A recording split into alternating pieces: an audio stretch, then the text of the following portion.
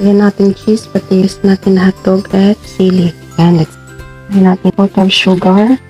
Pot of 1/4 sugar. Melt natin siya. Maximize lang natin yung tubig. I-mix natin po siya. Kasi wala naman tayong blender. Mano-mano. I-stir natin ito. Ayan na.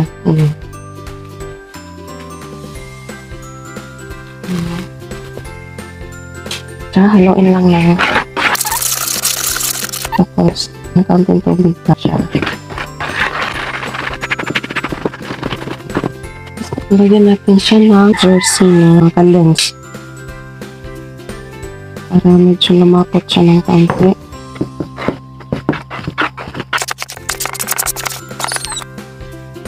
Lagyan ng kaunting tubig. Okay.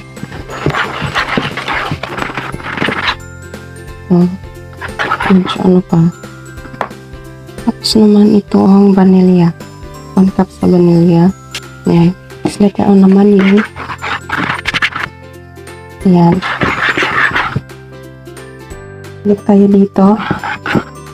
Tapos po na-melt na po yung star margarine. So lagay na natin to siya. Yung star margarine. Ayan. Melt natin siya sa apoy. Mix lang natin siya.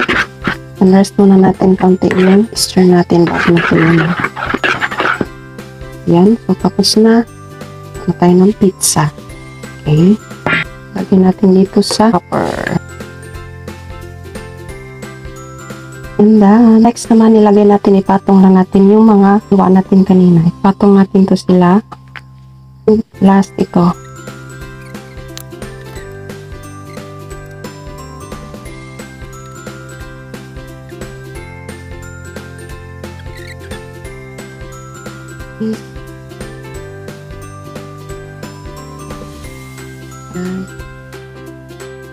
Ayan.